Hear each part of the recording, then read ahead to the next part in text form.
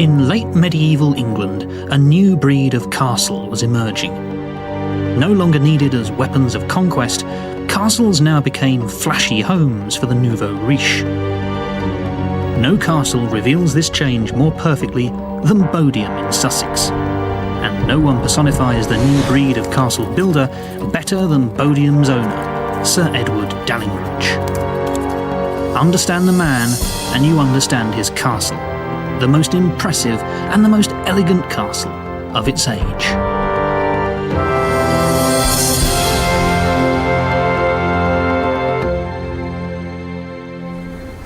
Imagine you're in England 600 years ago. It's before the Tudors, the Reformation and the Wars of the Roses. This is late medieval England. It's the age of Geoffrey Chaucer. And at the moment, the 1380s, Chaucer is working on his most famous piece, the Canterbury Tales. In particular, he's working on a story called The Knight's Tale. Now, meanwhile, there's a real knight, Sir Edward Dallingridge, and his wife, Lady Elizabeth, and they're about to move into their splendid new home, Bodiam Castle in Sussex. Now, Bodiam is altogether typical of the last real castles to have been built in England. They were built not by kings or earls, but by lesser men, knights, in conscious imitation of earlier castles. These men were ambitious social climbers, desperate to make their mark on the world, and none was more determined than Sir Edward Dallingridge, a rags-to-riches knight who ran all the risks involved in war and politics, but who also reaped all the rewards of wealth and power. What follows is a knight's tale, and unlike Chaucer's, it's a true one. Bodiam was built in the late 14th century, but its story begins 100 years earlier, in Wales. At the end of the 13th century, Edward I conquered Wales with a string of impregnable fortresses designed to enforce the submission of his new subjects. These castles were built to an enclosure design, a courtyard surrounded by strong walls. Their shape was determined by military considerations. Domestic buildings just had to fit inside as best they could. By the time we get to Bodiam, however, the priorities of castle builders had changed enormously. It's still an enclosure castle, but the shape is much more regular. It's much more stylish. In fact, this is almost a perfect square. Now, clearly what's happened here is when the castle has been designed, accommodation has been thought about first and defence has been thought about afterwards.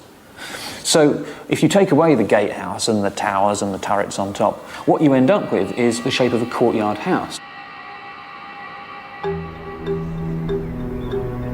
Of course, castles have always been homes to their owners, but Bodiam goes a long way towards being a house. So were its defences real ones, or just for show? Poor old Bodiam Castle has taken a bit of a bashing in recent years, not from siege engines, but from critics, who've argued that it's not really a very defensible place at all. They've pointed out things like that big window there behind me. They've said you could easily smash a missile through a window as big as that. And they've also pointed out that the walls are much, much thinner than the walls of castles of the 12th and 13th centuries. While it's got battlements on the top, there are no arrow loops anywhere in the castle. Those tiny little openings there in that tower are just windows. But most of the criticism has been directed towards the moat. Now, the moat looks big and impressive, but, well, just have a look at this here. This is a plug hole that was put in the 20th century. And if you pulled out the plug, the water would run down through this earth embankment and come out there where the ground is much, much lower. That's the natural level of the land.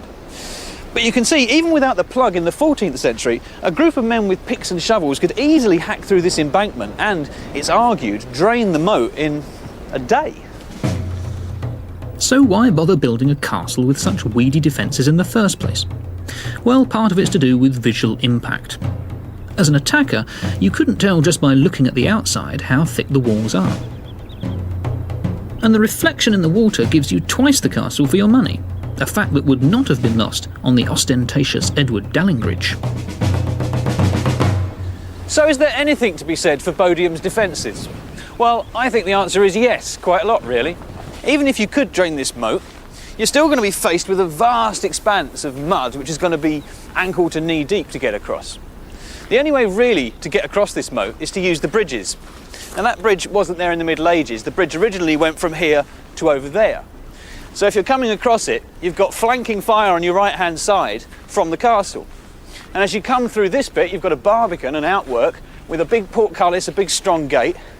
So even if you're lucky enough and determined enough to get to this causeway, by the time you get here, you've got a big gap where the drawbridge has gone up. And even if by some miracle you manage to get that down, you're confronted with this mighty gatehouse. Now, if you're inside this castle, you're going to feel pretty secure because the gatehouse is so well designed. You've got all the usual features. You've got murder holes, so you can chuck down quicklime or hot sand. You've got portcullises, there's a groove for a big portcullis. And you've got big sturdy oak doors. But because it's the 14th century, you've got a new trick up your sleeve. You've got gun loops. But are the gun loops effective, or are they just for show? This is not the sort of cannon you'd have used against castles. This was used at point-blank range against men, soldiers attacking. So we're going to pour our charge in here. We're going to use about half of this, which is about an ounce.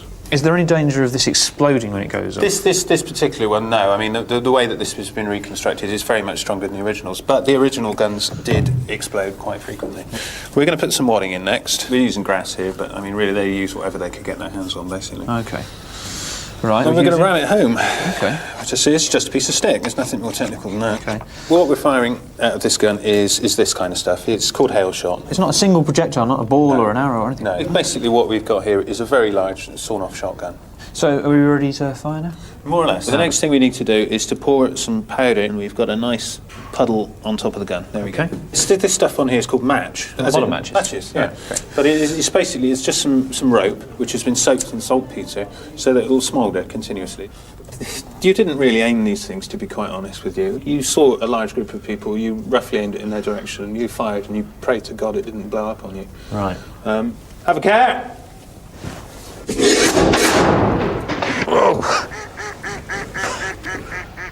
Did you get anyone? No, I think I've scared a few ducks there. Fantastic.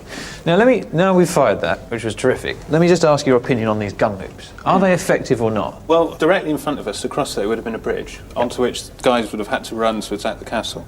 Now, if there was a portcullis or a gate at the far end, they would have run onto that bridge and they would have been stuck there. And then at that point, they would have been in the direct line of fire of these gun loops. Sitting ducks. And a large cannon here with a large charge of shot would have scythed through them like a scythe through corn. It would have been extremely effective, yes. Well, more evidence to suggest that Bodiam Castle was not just for show, but was actually a serious fortification. I think so, yes. Whether we think its defences were for real or just for show, there's no denying that Bodiam is a very showy castle.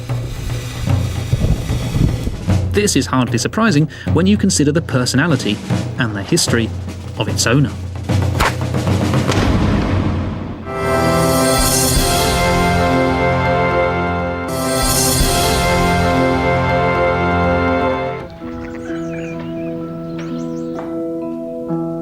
Edward Dallingridge was a knight, a minor aristocrat. He and his wife Elizabeth were pillars of the local gentry community in Sussex. They had money, style and power. But his family hadn't always been this rich.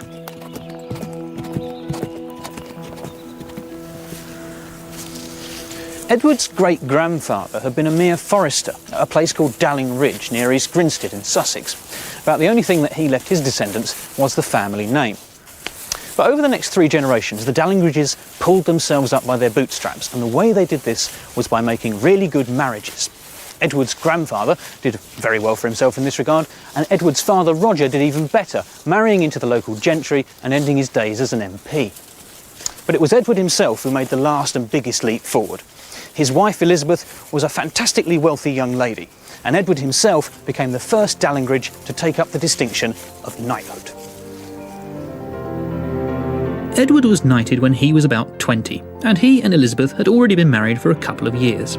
They lived together at Bodiam, not in the castle, which didn't exist, but in an old manor house inherited from Elizabeth's family.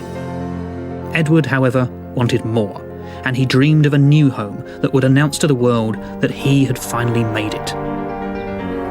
Even today, you can still see how much pride Edward Dallingridge took in his family. Outside the main gatehouse, if you look above the doorway, you can see there are 3 coats of arms, or shields. And the one in the middle is the Dallingridge coat of arms. That's the coat of arms that Edward inherited from his own father. The one on the left belongs to Edward's wife, Lady Elizabeth, his very rich wife. And the one on the right is the coat of arms of Edward's mother, another place where the family money came from. Above the shields there's a unicorn, a medieval symbol of virtue, and something Dallingridge added to show that he was tough and pious. So in just 100 years, the Dallingridges had done very well for themselves, and they were very proud of that fact. By skillfully playing the marriage market, they built up an estate of about £200 a year, so Edward was a very rich man. But he wasn't super rich, he was still only a knight, and knights generally had to content themselves with manor houses, not castles, because castles cost thousands and thousands of pounds. So here's the big mystery. How did Edward Dallingridge, a humble knight, manage to build a castle like Bodiam? One option was to borrow the money. Another was to sell some of Elizabeth's estates. But there is a third possible way that Edward Dallingridge made money, and the clue is once again in the heraldry. Around the back of the castle, on the postern tower, there are 3 more coats of arms. The one on the left and the one on the right are both blank, but the one in the middle is the coat of arms of a man called Sir Robert Knowles.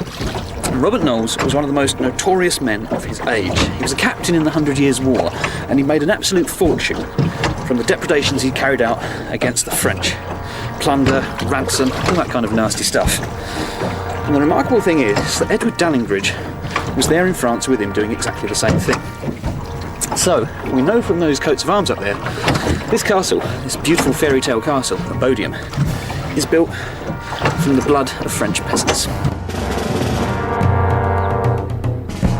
To understand how a medieval knight called Edward Dallingridge came to build Bodiam Castle, we have to look at the epic struggle between England and France known as the 100 Years' War. Now, the 100 Years' War isn't a particularly accurate term, but it's a very useful one for historians to describe a period of intermittent conflict between England and France, which actually stretched 116 years between 1337 and 1453. Now, in the early years, this conflict went very, very well for the English. They had spectacular victories at places like Crécy and Poitiers. In the 1360s, it's not going so swimmingly, but nevertheless, it's still a great opportunity for men like Edward Dallingridge, young, ambitious men, to go off to France and make an absolute killing.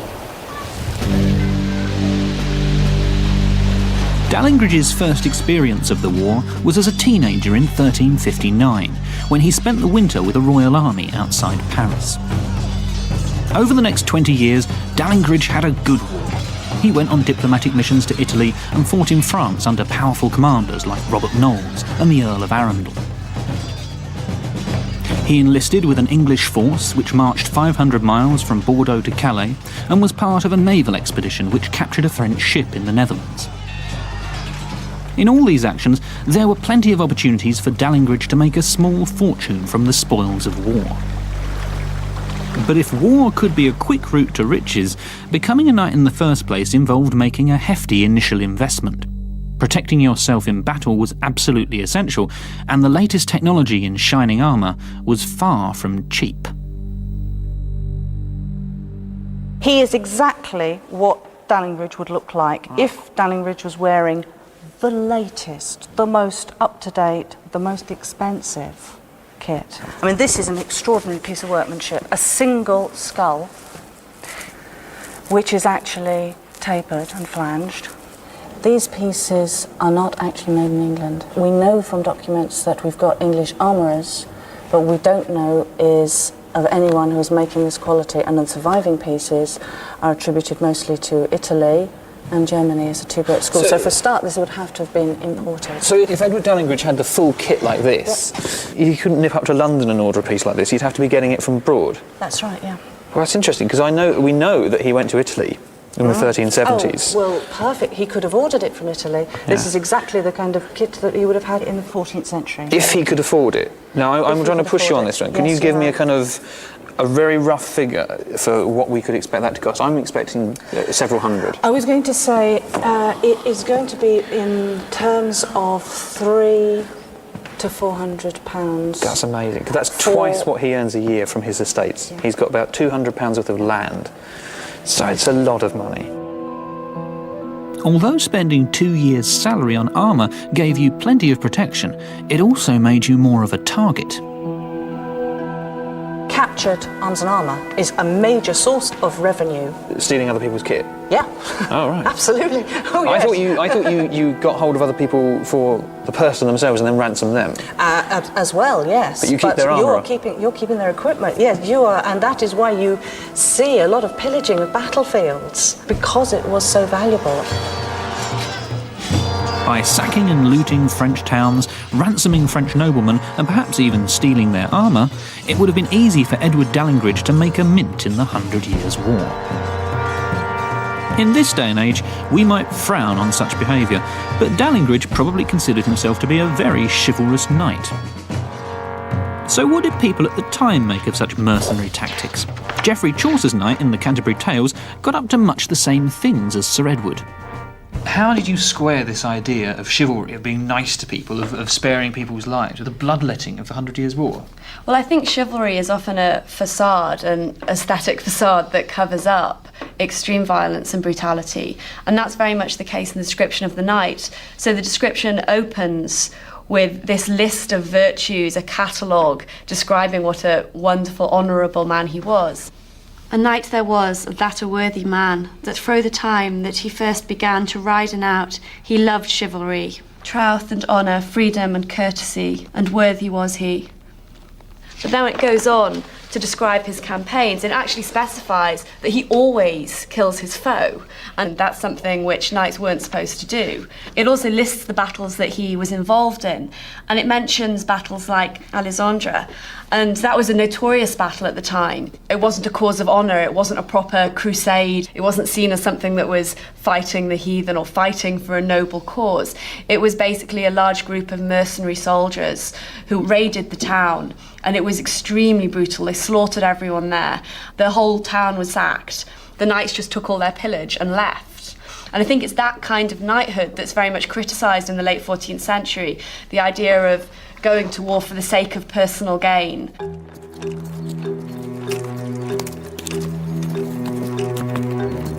Whatever poets like Chaucer thought, many soldiers like Dallingridge returned from France rich men, intent on raising their social status.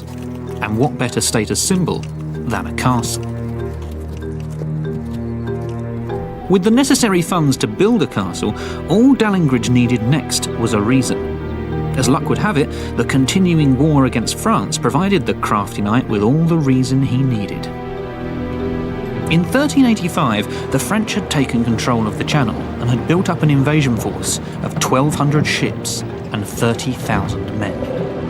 As Bodiam is only a few miles from the coast, Dallingridge could argue that building a castle was vital in case the French attacked. When England was threatened with invasion in the 20th century, these kind of things, pillboxes, sprang up all over southern England because the fear of attack was very real. And in the 14th century, the fear of attack was very real for Edward Dallingridge too. With the menace from the French providing the perfect excuse for a castle, all Dallingridge needed now was the approval of the king. And that meant getting his hands on a licence to crenellate. A licence to crenellate was basically a thumbs up from the king to begin building, and in 1385 Edward Dallingridge got hold of one from Richard II. Edward's original letter has not survived, but luckily kings kept copies, and in the Public Record Office the rolls reveal King Richard's record of the licence. It says, "King, to all those who see this licence, Hello.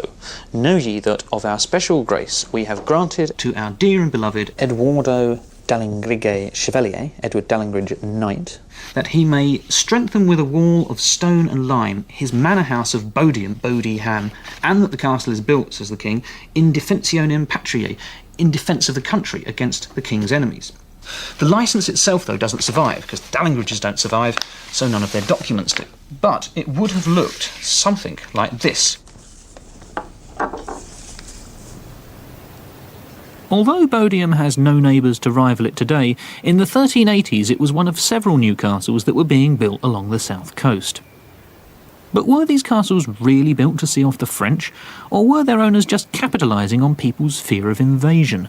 well, This is all that remains of Cooling Castle in Kent, not a million miles from Bodiam Castle. It was built in the 1380s, like Bodiam, and up there on the gatehouse is a little charter, a little metal thing that was put up exactly when the castle was built.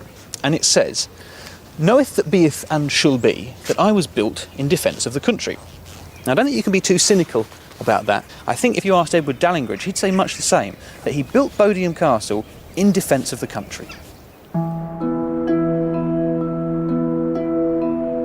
Of all the new castles which sprang up on the south coast, Bodiam was by far the most dazzling. It's not just a building, but a perfectly proportioned work of art. Now, everybody's reaction when they see Bodiam for the first time is they go, "Wow, what a great castle," because that's what it looks like. It's got this fantastic big wide moat, it's got a lovely big gatehouse, it's got crenellations, it's got round towers. It looks like a perfect fairy tale castle. Now, there's nothing accidental in this. It looks that way because Edward Dallingridge asked for all these features. He told his architect, "I want an all-singing, all-dancing castle with knobs on." One of the most striking features of the castle is its courtyard interior. By Dallingridge's day, an increasingly sophisticated economy meant that great households no longer needed to move around as much. With local markets able to meet their lavish needs, they could settle in one principal residence. To provide permanent accommodation for a household of perhaps 40 people, Dallingridge borrowed a classic medieval pattern, but not from a castle.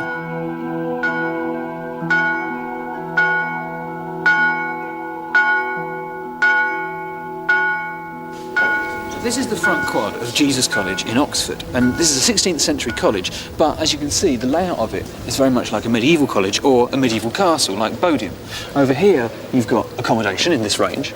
On the back, you've got a great hall, and to one side, the kitchens, which serve it. And on this side, we've got the builders in here at the moment at Jesus, but there's a chapel there.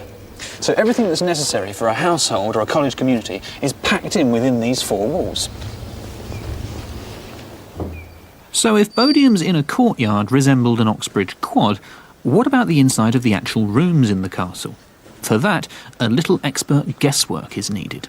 Tell me a little bit about the room we're in here. We've got this, what I take to be, from the guidebook, Dallingridge and his lady wife's chambers. What were these rooms like in the 14th century? You must imagine the windows being glazed. You can see the bars for the glazing there. And quite possibly the glass would have been stained. So you must imagine colour coming in through the windows.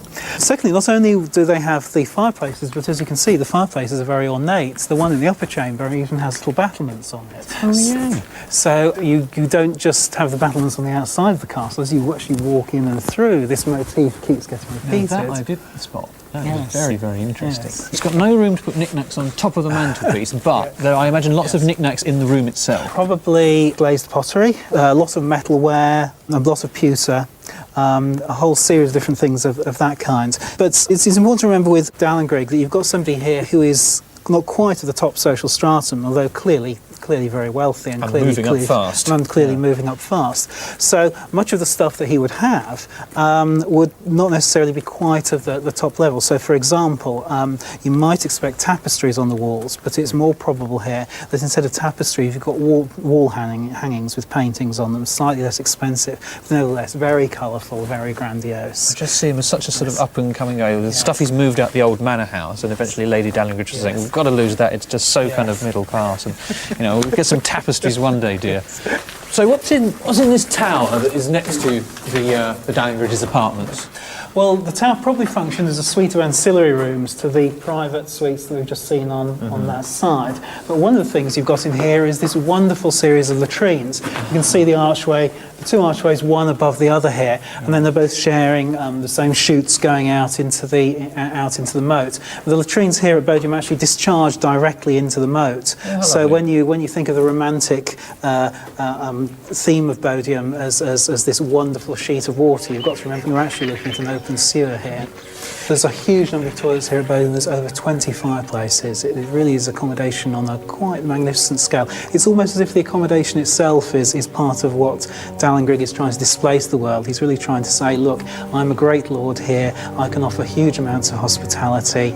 Guests are always welcome in my house.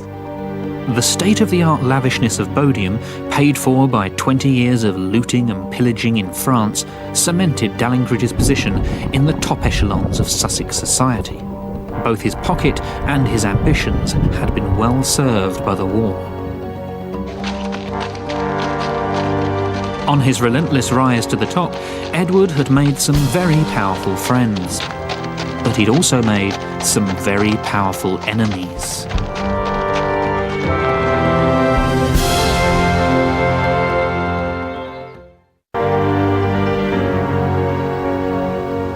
Arundel Castle in Sussex is one of the largest castles in England. In the 1380s, its owner, the Earl of Arundel, was one of the richest men in the country and had serious political clout. As a wealthy patron, Arundel employed a number of retainers, basically his paid supporters. And the rising star among these men was one Edward Dallingridge, who, 50 miles down the coast, was busy building a little castle of his own. As Arundel's right-hand man, he felt strong enough to take on anyone. One morning, Dallingridge rode out to hunt. But on this particular morning, it wasn't just deer he was hunting. His prey was political. Well connected through his powerful patron Arundel, and well protected by his own wealth and senior position in the county, Dallingridge was throwing his weight around, playing a dangerous game with high stakes.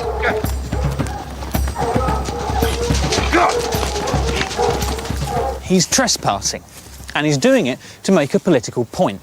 It's a direct challenge to the authority of his newest neighbour, a man called John of Gaunt. Now, John of Gaunt is not a man you cross lightly. He's the king's uncle and arguably the most powerful man in the kingdom. By hunting all over his land, Dallingridge is picking a fight with a man he sees as an outsider, someone interfering in local affairs and sticking his nose in where it doesn't belong. Dallingridge's trespass was meant to be noticed.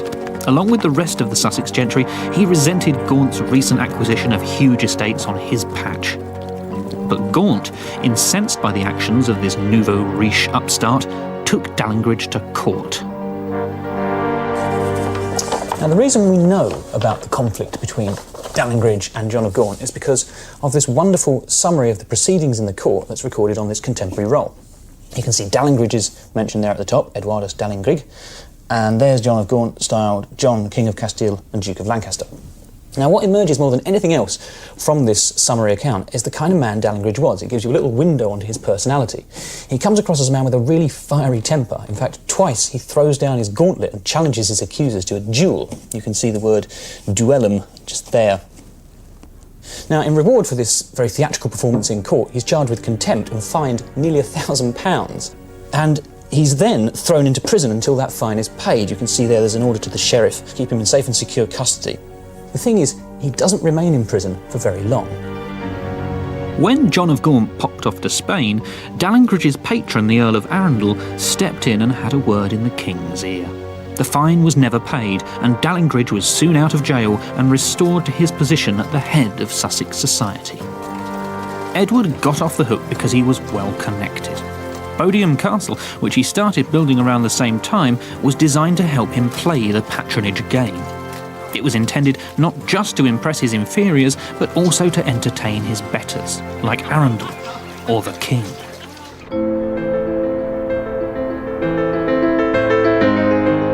There's only one entrance to Bodiam now, but in Dallingridge's day, a second bridge led to the back door. So this area here, that looks like a kind of patio or veranda where you could have enjoyed your gin and tonic, is in fact where that bridge came in. And you're coming into the tradesman's entrance. This is where the food, the wine, the beer, the salt, anything would have come in this way to serve these two rooms. You come into a passageway, there's a room that side behind a wooden screen, which is the Great Hall. And there's a series of rooms this side behind this stone screen. It looks like 3 big windows. In fact, it's 3 doors. This door here on the left goes into a room called the buttery. Not for butter, but for bottles. It's a corruption of the word bottles. And this side, you've got another door straight into a room called the pantry, the corruption of the French word pain, bread in there. So you've got bread in there, bottles in there. And between the two, stepping up because there's floorboards that have vanished, coming between the 2 rooms, you've got a passageway. And that passageway is leading you to a room which is the Great Kitchen. You can imagine this place is a hive of activity, getting ready for a big dinner. You've got an enormous roaring fire here, lots of cooking going on, because it's got to produce sufficient food, and by sufficient I mean, of course, a lot, for Sir Edward, for Lady Dallingridge, and their guests. Because you're going to have to fill this room full of food. This is the Great Hall. And as Great Halls go, it's pretty small, pretty dinky. It's about 40 feet long, about 25 feet wide. And let's just describe the service arrangements here. Well, you've got two, maybe three tables, long tables with long benches for the Dallingridge's household, the plebs, if you like. And at this end, you've got a big, long table the other way, going lengthwise, and a big window to keep it nice and well lit.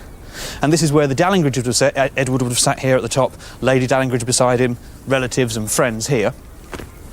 So the whole thing, that gives you a flavour of what it's like. The whole thing, a very medieval way of living and dining, you might think. In fact, it's a dining arrangement that survives today in a very medieval place. It's dear old Oxford again. At Jesus College, the medieval separation is preserved between the nobility on the raised dais and the plebs on the benches below. And just as in Dallingridge's day, the food for top table is significantly better than the stuff that's served to the proles.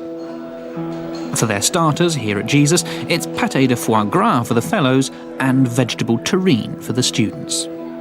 At Bodiam, the menu was a little different. The late 14th century is the first time we know exactly what rich men like Dallingridge were eating, because the first ever recipe book in English appears in the 1390s. The form of curry, which is just a corruption of the word cookery, was written by one of the cooks to King Richard II. What kind of things are we going to be eating in a household like Edward Dallingridge's? Well, the first thing he'd look for is some game, because that's always high prestige. Right. And I'm going to be doing some pigeons, which were counted as game, but were farmed in the castle. Chicken livers, we think of chicken as a very cheap meat, but that's a recent development. Then we're looking at spices, very expensive, very high prestige. What's the spice? There's cloves, cinnamon, and some mace in there. Right, now that sounds to me, if we're in the Middle Ages, this sounds to me sort of expensive stuff. Very, yeah. This is coming from the Far East? Yes. Or the Middle East? Indonesia. Right, oh gosh, that is a long way. Some 14th century dishes called not only for expensive ingredients, but also for a good deal of creativity and imagination, like the so-called train roast. The train roast is dried fruits and almonds, and they've been strung on a piece of string. What, is that where the train thing comes from? Where's the train idea there? The train comes from, it's the term for deer's entrails. Ah. This is a joke dish. The medieval people loved joke dishes, things that didn't look like what they were, or had surprises in them, like 4 and 20 blackbirds baked in a pie. And this is one of them. It looks like, when it's finished, it will hopefully look like deer's entrails, but it's dried fruit. I hope this and is a funny nuts. joke. Yeah. You don't look convinced. Well, the idea of going to elaborate length to make something look like deer's entrails, yum yum yum. But anyway, let's Cooks went to great lengths for the subtleties, the joke dishes. So here's a 14th century feast that would have been strictly for top table only in Dallingridge's Great Hall at Bodiam. Right. And that's the macraws. Pasta. The pasta cooked with butter and cheese. The chicken livers, or garbage as the dish is called. And that's the train roast. It's supposed to look like deer's entrails. And the pigeon. And the pigeon, which is served with the wine and orange sauce. Right. I can just imagine Edward Dallingridge with the Earl of Arundel or something saying, "And now, my lord, deer's entrails." Yeah. Right. And of course, I shouldn't be eating this. I should be serving it. If you can take my apron off for me, so I look presentable. And then, through to the high table with this. Because this kitchen isn't any old kitchen. It's the kitchen at a place called Penshurst Place in Kent. And as you can see, on the back of the kitchen is this lovely 14th century hall. So let's just get rid of these. Nice dinner for one there. This hall is almost exactly the same kind of hall that Dallingridge had built at Bodiam Castle. It's quite a lot bigger, but the arrangement is exactly the same. and you can see there's exactly the same service arrangement as there is at Bodiam. You've got this passageway here, and the 3 doors, once again, one to the buttery, one to the pantry, and the passageway through the middle of them up to the kitchen. And this screen, the screen that's vanished at Bodiam, is still here at Penshurst, and up on top of it, there is a gallery. And if there was a feast here, you would have minstrels on top. Minstrels were versatile entertainers. As well as performing songs of courtly love, they might also juggle, dance and recite poetry. As well as having them play at a big feast, a rich patron like Dallingridge might have retained a troupe of minstrels for weeks or even years at a time.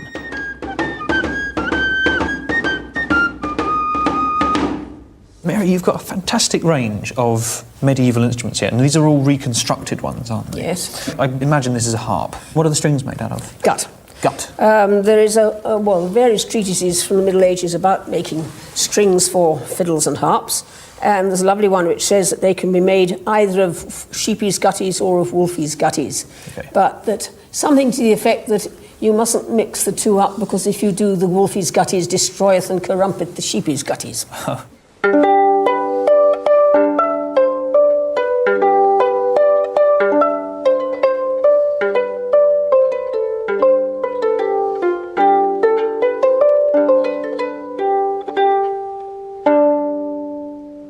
This is called a portative organ.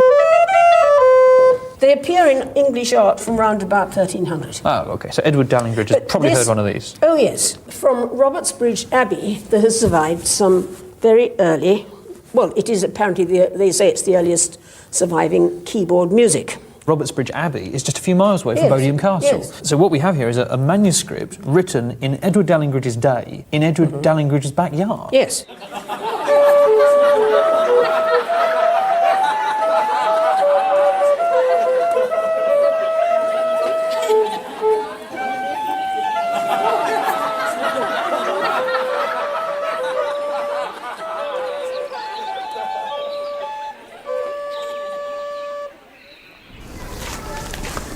Once Sir Edward's guests had been well fed and well entertained and were ready for bed, they would have retired to one of the castle's towers, which, as you can see, contain spectacular guest rooms. Up there you can see that this room had 2 windows, both of which have window seats and both of which would have been glazed. As you move round you can see that there's a fireplace, so they would have been nice and warm, and next to that there's a tiny darkened doorway which led off to a private toilet. So Edward had spared no expense in making his guests feel nice and comfortable and at home. A man like his patron, the Earl of Arundel, would have felt that Edward was trying really hard to keep him happy. But at a stroke, Edward's efforts to curry favour with Arundel suddenly looked in vain. In 1388, Arundel was one of the leaders of a rebellion against Richard II, but within a year, the king had crushed the rebels and was restored to the throne. Arundel challenged the king's power and lost. By rights, Dallingridge should have fallen with him. But he didn't. Instead, in the very same month, Dallingridge craftily changed sides and joined the king's council. Before long, he had become one of the king's most trusted and busiest advisors. People tend to make and keep records when there's money at stake, and Edward Dallingridge was no exception. This is his lovely little expense account for the year 1392, when he's a royal councillor and he's billing the king for his travelling expenses. And it enables you to see him running around all over the place. Here he's charging the king for a trip to London, just there. And he's gone to Stamford and Nottingham. He's even gone to Woodstock in Oxfordshire. Altogether, he's spending 207 days in the king's service. So Bodiam Castle in 1392 is nearly finished. But Edward Dallingridge, spending all this time in the saddle in the king's service, isn't getting a great deal of time to enjoy his new house.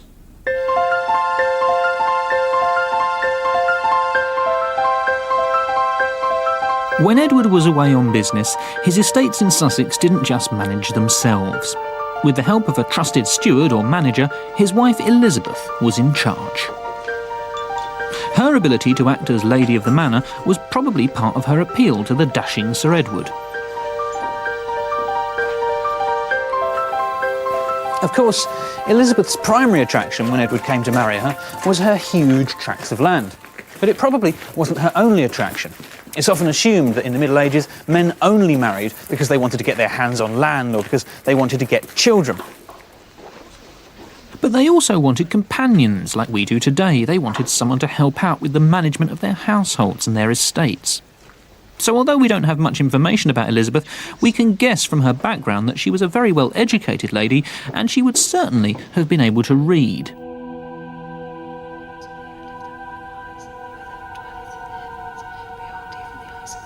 But the reason the Dallingridges were able to read in the first place was down to their religious education. They probably had their own prayer books, which began to appear in English during their lifetime. They would certainly have regarded themselves as pious people. The chapel at Bodiam tells us that. Now, chapels in castles are nothing new. As long as you've had castles way back to the 11th century, they've had chapels in them. But there is something new in the 14th century. If I come up here through this bit, which would have been the room for the priest and his vestments, you wouldn't have come up through the priest's room when it was built. I'm going through a vanished floor here and go up this ladder. I come to this window at the top. Now, this room that I'm stood in was an oratory, or a private pew, where the Dallingridges would have come in through their private apartments, which are back there.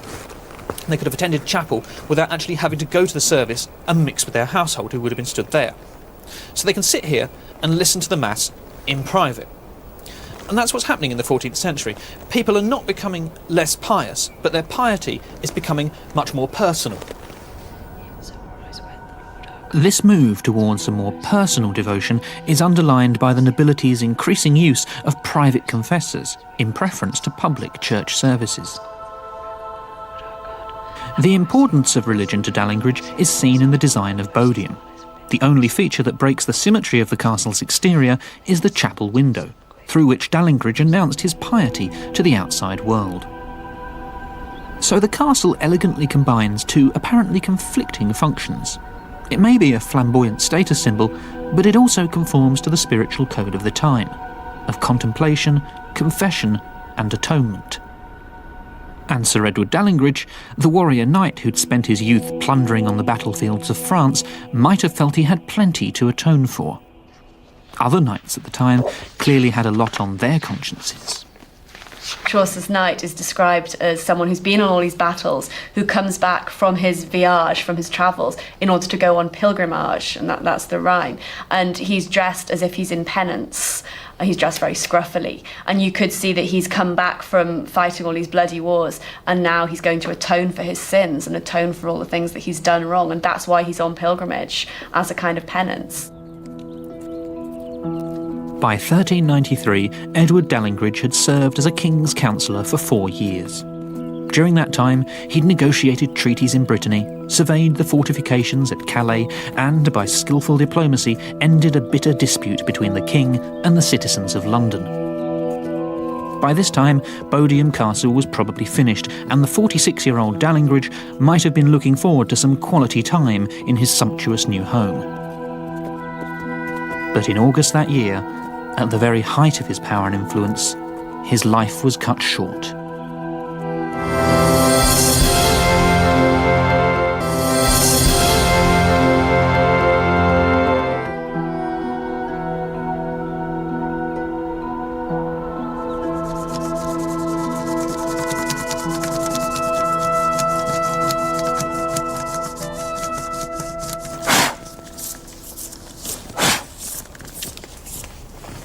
You can see from some of the clues on this monumental brass, incidentally, monumental brasses are a 14th century thing, you can see from some of the clues that this is definitely a Dallingridge tomb. This chap here, on his mail shirt, has got the engrailed cross, which is the Dallingridge coat of arms.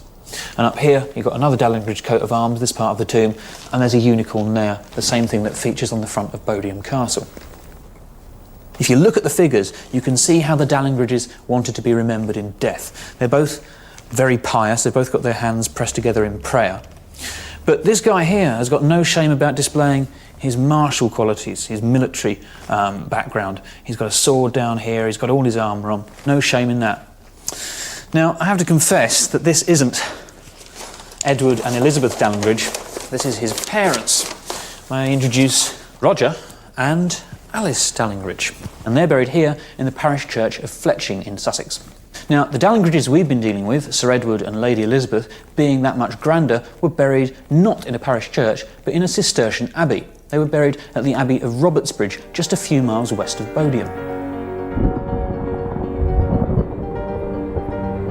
There's no record of how Edward died. Perhaps it was gout from all those fancy dinners, or a lingering war wound sustained on the battlefields of France. There's no obituary in any chronicle to describe how, through brilliant soldiery and astute political manoeuvring, he reached the very top of the social and political ladder. Nor is there any effigy to mark the end of this knight's tale. The abbey at Robertsbridge was destroyed long ago in the 16th century. But in a way, it doesn't matter that we haven't got Sir Edward's tomb, because we've got his wonderful castle. Remember, the Dallingridges had started out as humble foresters, but Sir Edward ended up as a king's counsellor, and who knows, had he lived longer, he might have risen even further still. But even as it stands, Bodiam Castle is a fitting memorial to the man and his great ambitions. After Bodiam's time, castles in England continued to change. No longer needed for defence, they evolved into the great houses and palaces of the Renaissance.